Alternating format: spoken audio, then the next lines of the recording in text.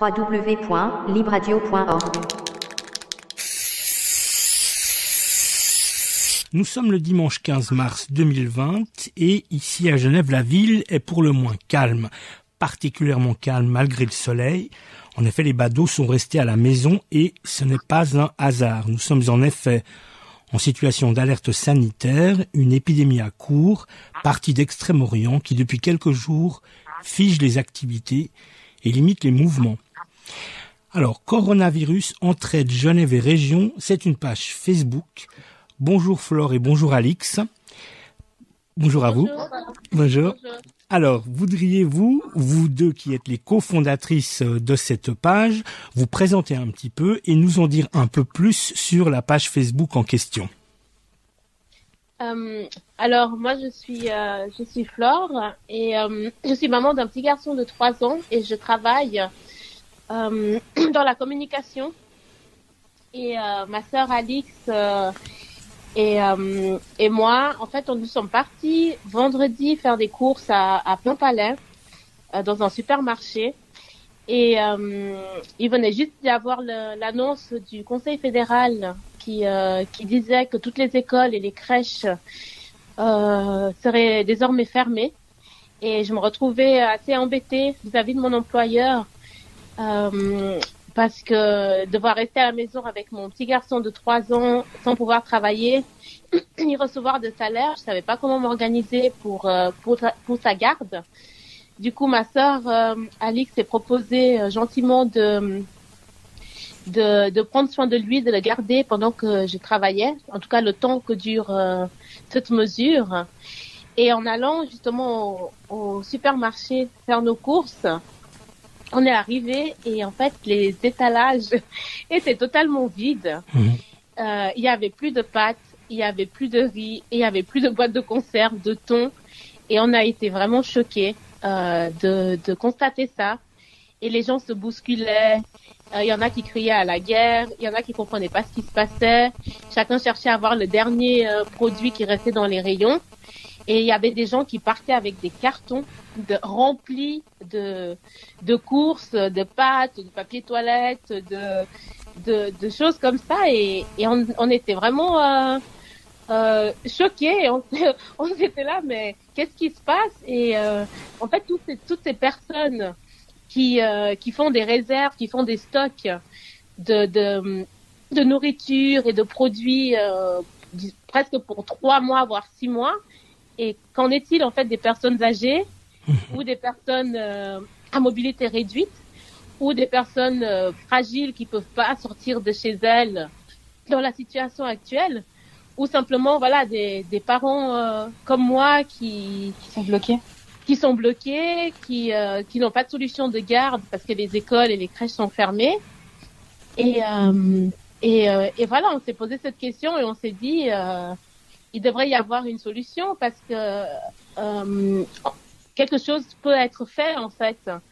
Parce que là, les écoles sont fermées, les universités sont fermées, donc les étudiants sont libres, ont du temps libre.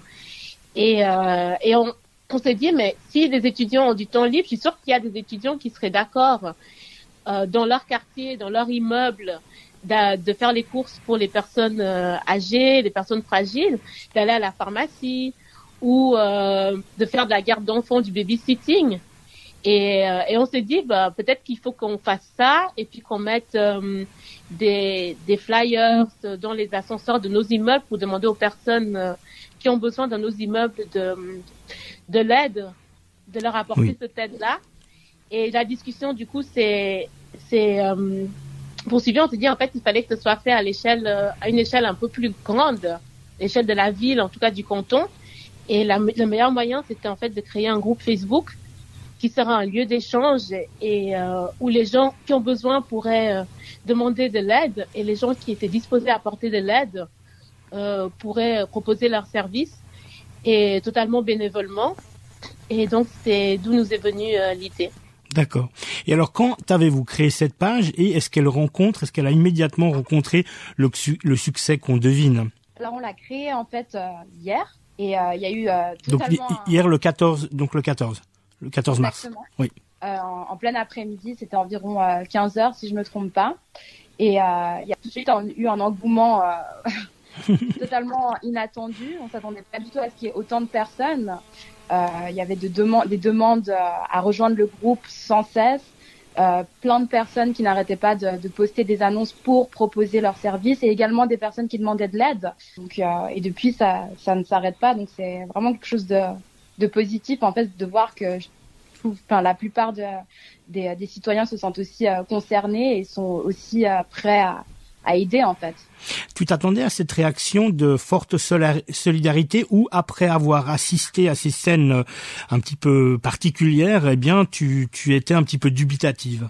Je m'attendais absolument pas à cette popularité. En fait, je m'attendais à ce qu'il y ait quelques jeunes qui se proposent, voilà, moi je peux aider, mais que ce soit vraiment à petite échelle et vraiment au niveau micro. Et ça a été vraiment un grand étonnement, un grand choc, mais positif cette fois-ci, de voir toute cette solidarité, toutes ces personnes qui sont disponibles, toutes ces personnes qui veulent aider, toutes ces personnes qui se regroupent limite autour d'une cause et qui veulent aider et qui veulent soutenir, que se serrer les coudes. Même ces personnes qui peuvent pas aider disent je peux pas aider, je suis une personne à risque, je suis une personne fragile, mais je peux écouter au téléphone. Les personnes âgées qui sont seules, comme ça, elles sont moins seules. Et de voir, en fait, tout cet engouement, tout cet élan, cette positivité, c'est magnifique. C'est magnifique et c'était absolument pas attendu. Et vraiment, là, on est débordés. Ouais, donc c'est une bonne surprise, en fait, quand même, au départ. Alors, dis-moi, on va bien entendu venir à ce dont vous avez besoin parce que j'ai l'impression, et il me semble avoir lu déjà que vous demandez de l'aide. Mais avant cela, comment trouve-t-on cette page Facebook? Donc, on va sur Facebook et puis? Enfin, tout d'abord, quand on a créé la page, on l'a partagée auprès de notre entourage et également dans plusieurs groupes jeunes voix, en fait, divers groupes, que ce soit des groupes universitaires ou des groupes d'expatriés ou comme ça. Et les gens n'ont pas arrêté de relayer.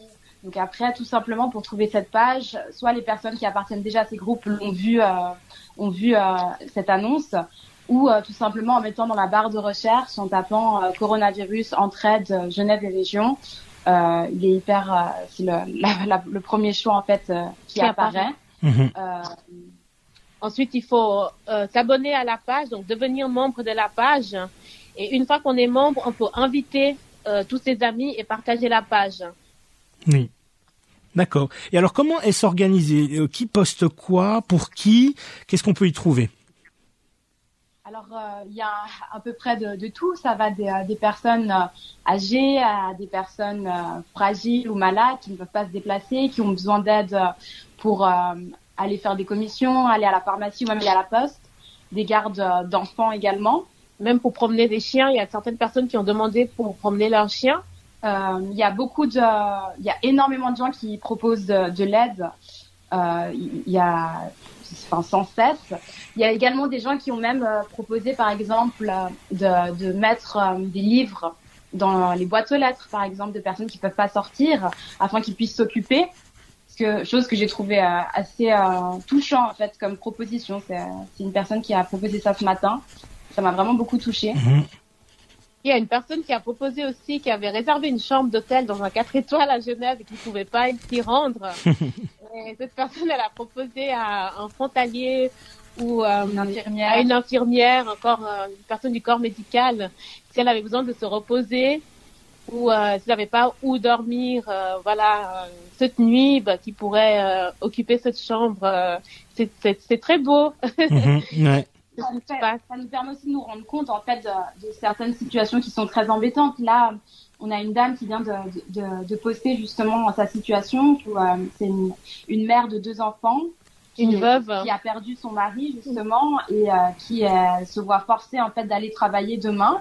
Toutes les écoles sont fermées, elle n'a absolument pas de solution et tout son entourage malheureusement ne peut pas l'aider. Donc on a particulièrement relayé ce post en fait parce que la situation est vraiment urgente. On se rend compte qu'il y a des cas vraiment qui sont vraiment particuliers.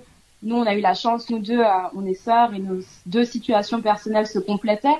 Donc on arrive à s'aider, mais c'est pas pareil en fait pour tout le monde en fait. pour tout le monde. Et au niveau du groupe, tout le monde peut poster. Donc, si le groupe est public, tout le monde peut poster, tout le monde peut partager, tout le monde peut inviter ses amis ou connaissances à rejoindre le groupe. On a juste un rôle de modération, de modérateur dans le groupe pour filtrer les messages qui ne rentrent pas dans les règles du groupe. Et ces messages-là, il faut les effacer et si le cas échéant, bloquer la personne de la page, parce que le groupe est un groupe d'entraide et il doit le rester. Et c'est pas un groupe de revendication politique ou un groupe de marketing ou faire la promotion de ses produits. Oui, donc c'est ce rôle de modération là qu'on est amené à jouer. Et qui nous demande énormément de temps, et c'est pour ça qu'on a également posté une annonce pour demander à des personnes, enfin des volontaires qui voudraient bien nous aider en fait à modérer la page, parce qu'il y a énormément de personnes à accepter, énormément de posts, et des fois certaines personnes ne respectent pas forcément les règles. On va dire qu'à 99% oui, mais il y a ce 1% qu'on essaye d'effacer justement pour ça reste pour maintenir en fait l'esprit du groupe. Oui. Alors justement, j'allais vous demander si tout le monde jouait le jeu et ou si effectivement il y avait des attitudes déplacées qui survenaient. Vous y avez à peu près répondu, mais vous avez dit qu'elles étaient extrêmement minoritaires. Exactement. Oui. Très minoritaires. On s'en félicite. Et alors voilà, les besoins dont vous parlez actuellement et les appels qu'on peut lancer depuis la radio, eh bien ce serait ça. Ce serait des personnes qui vous rejoignent pour co-modérer le groupe. C'est bien ça? Oui, tout à fait. On a besoin d'aide pour commodérer le groupe, de l'aide il y a énormément de demandes d'adhésion au groupe et en fait ça n'arrête pas. Donc on approuve. Après il y a encore 200 dans la seconde qui suit, encore 200. Donc c'est vraiment un travail déjà à part entière. Plus vraiment modérer les commentaires. Que tout se passe en fait dans la bienveillance et dans le respect de chacun. Donc il n'y ait pas de commentaires, pas d'agression vis-à-vis des membres du groupe. Et surtout, enfin aussi quelque chose qui est essentiel pour nous, c'est qu'il n'y ait pas de, pardonnez-moi du terme, mais de fake news, de mauvaises informations. On relaie uniquement des informations qui proviennent des sites étatiques, de l'FSP, parce que c'est très important non plus de pas encore plus générer de panique. Justement, il faut qu'on essaye de la maîtriser et que ça qu'il y ait quelque chose de positif qui en ressort. Donc on essaie vraiment d'effacer tous les commentaires en fait et tous les posts qui peuvent en fait donner des fausses informations. Exact. Oui, OFSP, ça désigne l'Office fédéral de la santé publique. Tout d'un coup, je me dis que si Flore, me semble-t-il, tu t'étais présentée, Alix, tu n'avais pas dit. Voudrais-tu dire quelques mots de toi ou de ta trajectoire? Oui, alors moi en fait, je suis étudiante à l'université de Genève.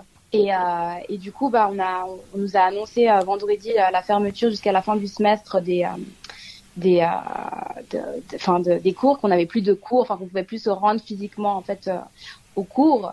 Et c'est pour ça en fait que je disais que la situation de ma sœur et la mienne concordaient, parce que justement le fait que, maintenant je suis un peu plus disponible et je pourrais l'aider à garder mon neveu en fait tout simplement. Très bien. Alors, revenons-en aux personnes qui s'inscrivent à ce groupe. Donc, vous l'avez dit, il suffit de s'inscrire, c'est-à-dire qu'on n'a pas besoin d'avoir un compte Facebook pour y accéder. Alors, pour voir ce qui se passe sur le groupe, il n'y a pas besoin d'avoir un compte Facebook. Par contre, pour adhérer au groupe, il faut avoir un compte Facebook. D'accord.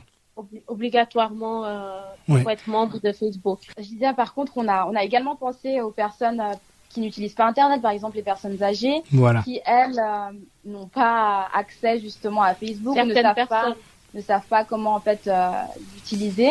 Et on a mis justement une lettre type en fait que les personnes peuvent imprimer et puis l'afficher dans l'ascenseur, dans le hall d'entrée, en proposant leur aide, en notant leur numéro de téléphone, afin que les personnes qui ne sont pas membres du groupe puissent également bénéficier des services des membres.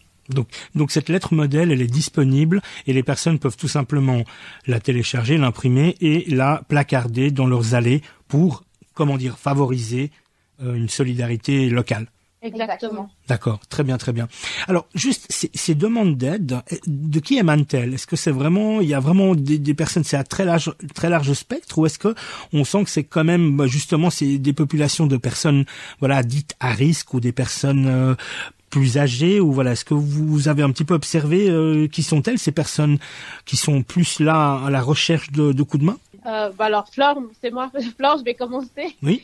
Après, Alix, elle va aussi donner son retour. J'ai remarqué, en fait, la plupart, il y a beaucoup de personnes qui sont des parents qui ont besoin d'aide pour les enfants. Il y a beaucoup de personnes fragiles, de personnes à risque. Elles se disent à risque. En fait, c'est des personnes à risque dans leur santé. En fait, des personnes qui ont des maladies et qui ont peur justement d'attraper le virus. Donc, ils demandent de l'aide. Et il y a d'autres personnes qui se disent à risque parce que leur entourage est à risque. Donc il y a un peu une confusion dans les personnes à risque dans cette dénomination là que j'ai remarqué. Donc il y a ces gens qui sont malades et qui peuvent pas sortir librement sans angoisse, qui demandent de l'aide. Et donc moi, c'est plutôt ces deux profils que j'ai vus pour l'instant. Mais il y a également aussi par exemple, des personnes à risque dans le sens où j'ai vu ce matin, par exemple, encore un commentaire d'une dame où son mari, justement, est considéré comme étant une personne à risque. Du coup, elle, automatiquement, ne peut pas s'exposer à un risque de contamination, en fait, parce que automatiquement, ce serait très embêtant vis-à-vis de son mari et son quotidien serait d'autant plus difficile.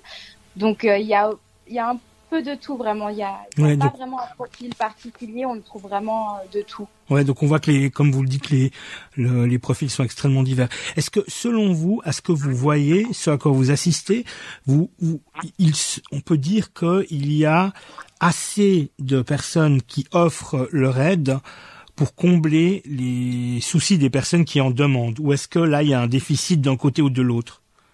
Alors, sincèrement, il y a vraiment énormément de demandes, de propositions.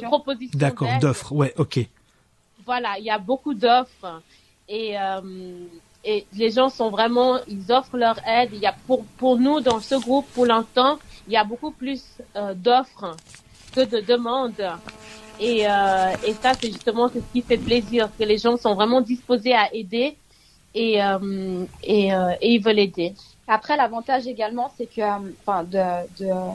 de ce réseau social, c'est que les gens peuvent très bien publier un post en disant qu'ils ont besoin d'aide ou en consultant une personne qui dirait je suis disponible dans le quartier de Plainpalais, leur envoyer un message privé afin de préserver leur anonymat ou s'ils veulent pas tout simplement exposer leurs problèmes ou publiquement sur le groupe. Donc il y a ces deux solutions. Et les deux ont l'air de fonctionner pour l'instant. Oui, il y a des gens qui nous ont fait des retours en fait en disant voilà, j'avais tel problème, mais j'ai trouvé de l'aide. Et en fait, les personnes qui proposent leur aide, elles sont contactées directement par message privé par les gens qui veulent de l'aide. Mmh. D'accord. Donc finalement, ça s'autorégule et ça s'auto-organise assez vite et assez facilement. Exactement. Ok. Bon, en tout cas, on salue vraiment le projet opérationnel que vous portez à bout de bras. On va relancer cet appel. Donc, vous cherchez combien de personnes environ et quel profil de personnes? Alors là, actuellement, on a fait une demande pour 5 modérateurs. Ça pourrait évoluer dans les prochains jours. Après, voilà. Là, pour l'instant, le groupe ne cesse de grandir, donc on ne sait pas combien il y aura de personnes demain, combien il y aura de commentaires, de posts. Donc, pour l'instant, on cherche 5 modérateurs le plus urgemment possible. Mmh. Après, au niveau des personnes qui peuvent offrir leur aide, ça, il n'y a absolument aucune restriction. Plus il y en a, et mieux c'est, évidemment. Ouais. Et au niveau des modérateurs, ce qu'on recherche, c'est des personnes déjà il faut toujours qu'il y ait de l'empathie, qu'il y ait du respect, qu'il y ait une diplomatie, une manière de communiquer, de dire les choses aux gens. Donc, on cherche quand même un profil qui est plus dans le sens de social et diplomatique et pas parce qu'il faut prendre en considération que les gens sont maintenant ils ont peur ils ont peur et il faut prendre ça en considération et il faut communiquer. Et ne surtout pas les juger ou exactement. Ouais. Ou avoir On peut dire que c'est la bienveillance qui doit régner. La bienveillance et l'empathie, exactement. Ouais, d'accord. La jauge, ça va rester Genève et région. Qu'est-ce qu'on entend par Genève et région? C'est le Grand Genève. On entend Genève et région, c'est le Grand Genève, donc c'est la ville de Genève, c'est les communes et les territoires voisins. Donc c'est le Grand Genève qui peut aller jusqu'à Nyon. Il y a des groupes aussi qui se créent maintenant et qui nous ont contactés, qui se spécialisent dans les communes. Par exemple, il y a la commune de Chambézy qui a créé un groupe uniquement pour la commune. Donc ça a été également publié sur le groupe. Après, nous on pense que c'est bien d'avoir un groupe, on va dire général, un peu plus large. Comme ça, il y a à aucun moment il y aura un manque de personnes. Tout le monde est au courant de l'information. Et après, si les autres cantons peuvent aussi développer les mêmes groupes, ouvrir les mêmes groupes pour offrir, ce serait parfait. Parce qu'en tout cas, il y a une grande demande et il y a une grande offre. Donc, la demande est là, l'aide est là, les gens sont là, les gens se proposent, ils sont contents de le faire et les gens sont contents d'être aidés. Donc, il faut le faire à plus grande échelle, à l'échelle nationale, je pense. D'accord. Alors justement, pour en terminer là, c'est une initiative citoyenne. Nous sommes à l'aune des élections municipales. Auriez-vous envie de chercher des collaborations, que ce soit avec des partenaires politiques, des partenaires sociaux ou des partenaires de santé, ou est-ce que vous pensez que c'est bien que ça reste purement une émanation de la société civile et qu'elle soit entre les mains de la société civile? Alors, il faut absolument, alors ça, on est vraiment intransigeante pour ça. Et ça a été vraiment une règle très claire depuis la première minute où on a créé le groupe. Et même si on l'a créé en urgence, on a bien mis dans le groupe qu'on le crée en urgence, mais il y a vraiment des règles à respecter. Et on ne veut absolument pas de politique. Et absolument pas, il faut que ça reste une initiative citoyenne. Et c'est vraiment entre citoyens, c'est entre voisins. Et il n'y a pas d'appartenance politique ni de revendications politiques. C'est simplement vraiment juste pour aider dans cette situation qui est difficile pour tout le monde et qui est incertaine pour tout le monde. D'accord. Eh bien, c'est bien de le réaffirmer. Merci beaucoup Flore, merci beaucoup Alix. La page Facebook s'appelle Coronavirus Entraide Genève et Région au pluriel. On la trouve en se rendant sur Facebook très facilement. On mettra également le lien, bien entendu, au libellé de ce podcast. Et pour terminer, une toute dernière question, avant que je vous laisse peut-être vous exprimer et dire vous-même quelque chose, lancer peut-être un dernier appel. C'est une bagarre au long cours que vous avez débuté là. Pensez-vous avoir l'endurance nécessaire? Et si c'est le cas, comment pensez-vous, tenir le coup? Parce que, comme vous l'avez dit, c'est un travail. C'est clair que dans l'idéal, on aimerait que la situation change et que le virus arrête de se propager le plus rapidement possible. Et pour nous, il est essentiel en fait que ce groupe perdure aussi longtemps que perdurera cette épidémie et toutes les mesures qui ont été prises.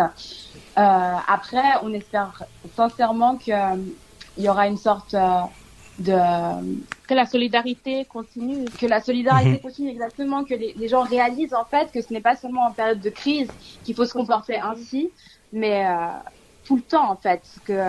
Tout le temps, parce que les personnes âgées ont toujours besoin d'aide, certains sont toujours dans la solitude, donc même une fois que cette épidémie, cette pandémie sera passée, il faut continuer à proposer des services aux personnes âgées, les accompagner à faire leurs courses, à porter leurs courses, à promener leurs chiens, à leur faire des petits travaux, du ménage, monter une lampe. Ça, c'est pour toujours, en fait. Ce genre de besoin, il y en a toujours. Et pas seulement pour les personnes âgées. Il y a plein de familles qui ont besoin de ce genre d'aide que les jeunes, les étudiants, les personnes qui ont du temps et qui ont les compétences dans certains domaines peuvent apporter aux autres. Et c'est ça, ça manque un peu dans le monde en ce moment de ce genre de petites aides gratuites et qui demandent pas beaucoup d'investissement et que plein de gens seraient disposés à faire, mais il y a juste pas une plateforme, un endroit où connecter les gens et où on peut demander de l'aide et recevoir de l'aide facilement et gratuitement. Donc, à savoir si on a les épaules assez solides pour tout gérer. On espère, c'est ça. En tout cas, on peut dire qu'on en appelle à ce qu'il y ait un avant et un après épidémie du Covid-19. Comme vous le dites que, eh bien, on se réapproprie pour de vrai, de manière opérationnelle, cette solidarité qui peut-être, a commencé à faire un petit peu défaut et que les personnes, eh bien, continuent par la suite, comme vous l'avez dit, et peut-être changent, que des attitudes pour de vrai changent véritablement et durablement. Bah oui, du coup, ça aurait été un mal pour un bien et puis c'est ce que nous espérons. D'accord. Je vous remercie beaucoup, Flore. Je vous remercie beaucoup, Alix. On vous souhaite un bon courage pour la suite des opérations. Vous pouvez bien entendu compter sur nous à tout moment pour continuer de vous épauler et continuer de relayer votre travail. Et on se dit donc à bientôt. Merci beaucoup, William. À bientôt. Merci.